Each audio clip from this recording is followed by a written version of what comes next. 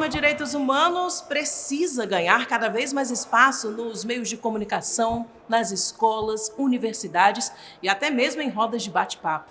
O assunto, claro, é de extrema importância para todos nós. Mas, afinal, o que são os direitos humanos? Para entender melhor a evolução dos direitos humanos no mundo, vamos voltar no tempo.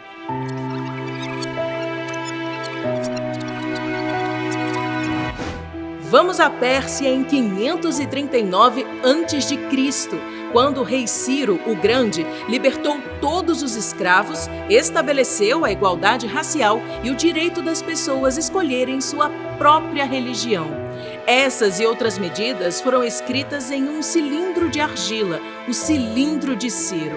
O objeto traz o registro do que é considerado a primeira escritura dos direitos humanos no mundo. Depois disso, lá em 1215, foi assinado pelo rei João da Inglaterra um tratado para limitar os poderes do rei. O documento ficou conhecido como Carta Magna. Ela fazia menção a uma igreja sem interferências do governo e trouxe outras 3 importantes normas para a proteção dos direitos humanos.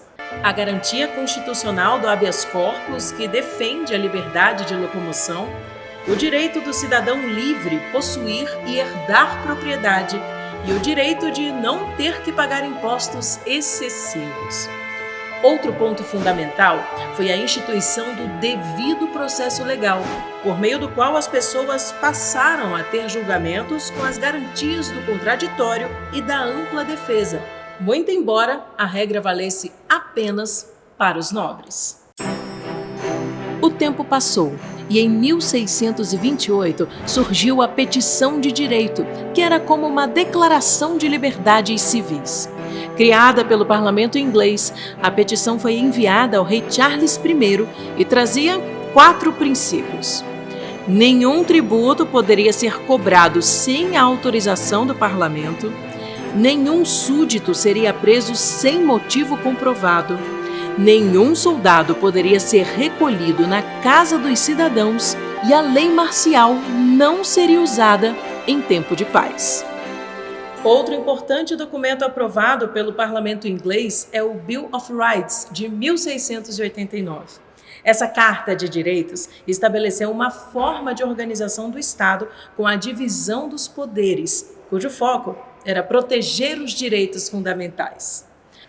Quase um século depois, surgiu a primeira Constituição norte-americana, promulgada em 1787. Ela é a mais antiga carta constitucional escrita de um país, adotada até os dias de hoje. Suas 10 primeiras emendas são consideradas a Declaração de Direitos, que entrou em vigor em 1791. No mesmo período, em 1789, foi aprovada a Declaração dos Direitos do Homem e do Cidadão pela Assembleia Nacional Constituinte Francesa. Os 17 artigos estabeleceram a liberdade de opinião, de consciência e o direito ao habeas corpus.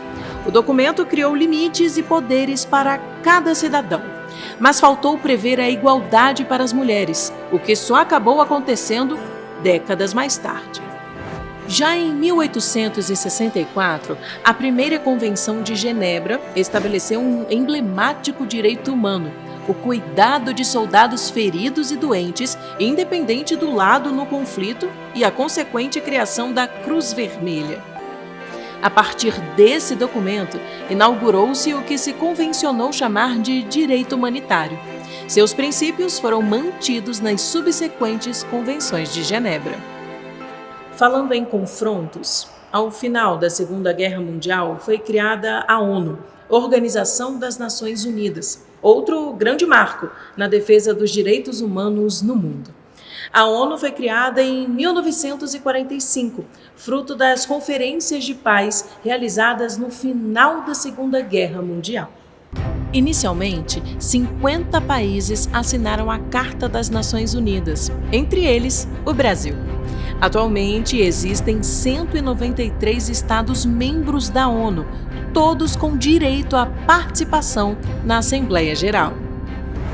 Finalmente, em 1948, a Assembleia Geral da ONU aprovou a Declaração Universal dos Direitos Humanos. Redigida sob o impacto das atrocidades cometidas durante a Segunda Guerra Mundial, o documento enumera direitos que inspiram a paz, a cidadania e a democracia no mundo. Mas não só direitos e liberdades são previstos. A declaração afirma que o ser humano também tem deveres para com a sociedade. O exercício de seus direitos e o gozo de suas liberdades está sujeito às limitações estabelecidas na lei e no respeito ao direito do outro. Assim, a Declaração Universal dos Direitos Humanos representa a manifestação histórica e o reconhecimento em âmbito universal dos valores supremos da igualdade, da liberdade e da fraternidade, sem qualquer distinção. Em outras palavras, direitos humanos são aqueles inerentes a todos os seres humanos, sem discriminação. Incluem, entre outros, o direito à vida, à liberdade, à saúde, ao trabalho, à educação, à moradia, à livre expressão e o direito a não ser submetido à tortura ou qualquer tratamento cruel, desumano ou degradante. Agora que você já sabe o que são os direitos humanos, falta explicar como eles foram implementados no Brasil. Um dos grandes marcos foi a Constituição de 1988. Chamada não por acaso de Constituição Cidadã, ela já previa que o Ministério Público teria papel fundamental na garantia dos direitos humanos no país. Declaro promulgada. A ideia da Procuradoria Federal dos Direitos do Cidadão, não com esse nome, ela surgiu na Constituinte, né, com a ideia de ter um ouvidor do povo, né, ombudsman. E essa função, ela acabou, na discussão da Constituinte, sendo absorvida pelo Ministério Público, que houve a constitucionalização do Ministério Público, e aí pensando nessa capilaridade do Ministério Público brasileiro, então se optou em que essa função de ouvidor do povo fosse exercida pelo Ministério Público. Quando o Ministério Público da União, então, foi regulamentado, dizemos assim, né, a sua lei orgânica, essa função de ombudsman, ela foi direcionada para a Procuradoria Federal dos Direitos do Cidadão. Então, esse nome, ele surge com a Lei Complementar número 75 de 93. A partir daí, começou a nascer a Procuradoria Federal dos Direitos do Cidadão, cujo foco específico é justamente a promoção e a proteção dos direitos humanos. De lá até os dias atuais, foram muitos momentos marcantes da atuação da PFDC ao longo dos anos. Eu visitei, acompanhando inspeções dos peritos do Mecanismo Nacional de Prevenção e Combate à Tortura, estabelecimentos médico-penais, e ver como essas pessoas são tratadas. Elas não estão sendo tratadas como pacientes, elas estão sendo tratadas como detentos. Há uma distinção. São pessoas que têm a saúde mental comprometida, cometeram algum delito, estão cumprindo medida de segurança e precisam ser tratadas como pacientes, não como detentos. E as condições são medievais, em condições subhumanas. Estavam com o chão molhado, os colchonetes, embora grossos, encharcados de água, com um frio, muito frio, uma corrente de ar intensa e com uma roupa de corpo muito inadequada para protegê-los daquela situação inóspita.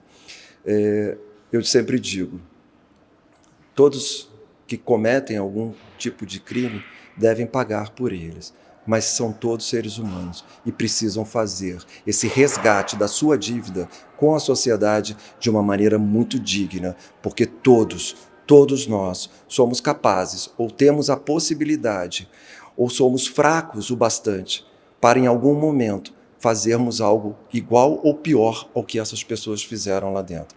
E nós precisamos dar a elas a condição de dignidade para que paguem a sua dívida com a sociedade e que retornem ao seio social de uma maneira diferente e que voltem a contribuir para a sociedade. Junto com uma colega da Bahia, nós oferecemos em juízo a primeira ação civil pública para reconhecimento de um quilombo, o quilombo do Rio das Rãs. E aí você pede uma coisa marcante, é ir lá, é ir na área de conflito, se sentir ameaçada, né, pelos fazendeiros. Então, eu tive muitos momentos marcantes, e os marcantes são esses, é o contato com o povo, contato com as pessoas que sofrem essas violações de direitos humanos. Como podemos ver, o país ainda precisa avançar muito para alcançar a plena concretização dos direitos humanos.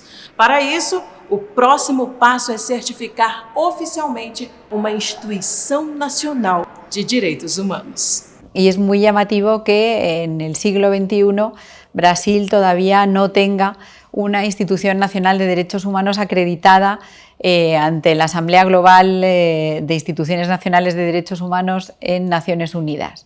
Por eso es absolutamente importante que entre todos podamos trabajar para que en un futuro próximo podamos conseguirlo, porque, como digo, es el mecanismo más apropiado para que todo el mundo internacional sepa que un país está cumpliendo con los derechos humanos y con los principios que hacen que esa democracia sea avanzada y sea segura.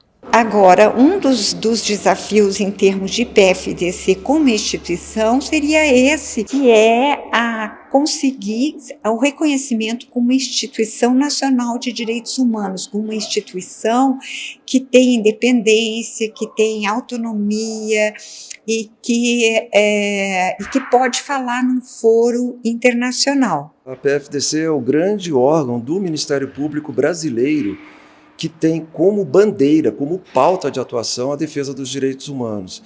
Nós, no Ministério Público brasileiro, temos que compreender esse papel da PFDC, precisamos nos integrar, nos articular, precisamos dialogar entre nós, o Ministério Público da União, o Ministério Público dos Estados, para que juntos nós consigamos fazer transformações sociais positivas que vão reverter em benefício da nossa sociedade. Direitos humanos é algo que você precisa estar constantemente estudando. Você não pode deixar de estudar, porque há sempre uma nova reivindicação, há sempre um novo reconhecimento da necessidade de se proteger uma determinada parcela da sociedade brasileira, em especial as vulnerabilidades.